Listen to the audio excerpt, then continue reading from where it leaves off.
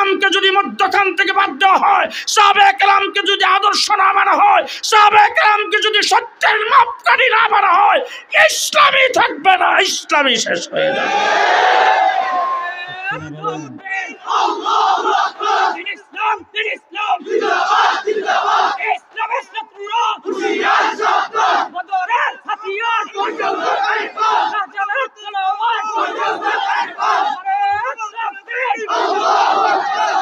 এইখানে উলামায়ে কেরাম এইখানে বসে আছেন। আমি বলতে চাই, আজকে যারা সাহাবায়ে কেরামকে মিয়ারে হক মানতে যায়, বিভ্রান্তিমূলক কথাবার্তা বলো, জাহেলের দল ভালো করে শুনে রাখ। কোরআন শরীফের এক আয়াত দেখোস, আরেক আয়াত দেখোস না, হাদিস একটা দেখোস, আরেকটা দেখোস না, আর ওয়াজের মধ্যে বলে দিস আবু বকর সিদ্দিক তো উপস্থিত ছিল, হযরত ওমর তো উপস্থিত ছিল, রাসূল তো বিজয় হজ্জের ভাষণে আবু বকর সিদ্দিক আর ওমরের কথা বলে নাই।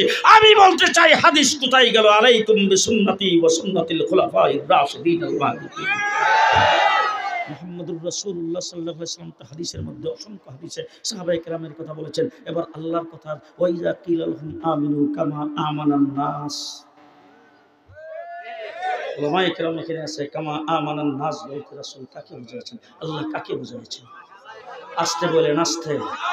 ফাইন আমানু বিমিসলি মা আমানতুম বিহি ফাকাদ ইহতাদা।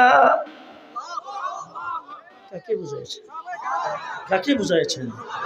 কুরআনে কারীমে আল্লাহ তাবারক ওয়া তাআলা বলেছেন, উলাইকা নামতাহানাল্লাহু কুলুবুহুম।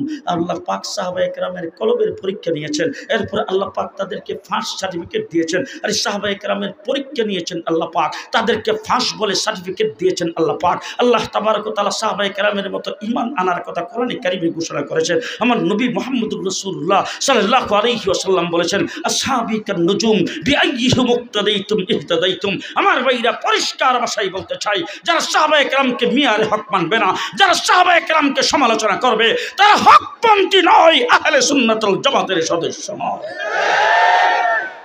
মুহাম্মদুর রাসূলুল্লাহ সাল্লাল্লাহু আলাইহি ওয়াসাল্লাম সাহাবায়ে কেরামকে দ্বীন দিয়েছেন, সাহাবায়ে কেরামের কাছে কোরআন রেখেছেন, সাহাবায়ে কেরাম এই দ্বীনের প্রচার ঘটাইছেন, সাহাবায়ে কেরাম দ্বীন প্রচার করেছেন। আল্লাহ পাক দ্বীন কমপ্লিট করেছেন আমার নবী মুহাম্মদুর রাসূলুল্লাহ সাল্লাল্লাহু আলাইহি ওয়াসাল্লামের দ্বারা। সাহাবায়ে কেরামকে রাসূল সাল্লাল্লাহু আলাইহি ওয়াসাল্লাম দ্বীন প্রচারের দায়িত্ব দিয়েছেন। সাহাবায়ে কেরাম দ্বীন প্রচার করতে করতে বাংলাদেশেও ঘুমাইছে, বাংলাদেশেও চীনে সাহাবীর মাজার আসে না নাই? আসে না নাই? আজকে ইতিহাস তালাশ করলে দেখা যায় মাত্র 12 থেকে 14,000 সাহাবীর কবর মক্কা মদিনায় বা কোথাও সৌদি আরব, আরব আমিরাতের কোথাও না কোথাও পাওয়া যায়। আর 1,10,000 14,000 সাহাবী পৃথিবীর আনাচে কানাচে, কে কোথায় গেছে তার খবর নাই।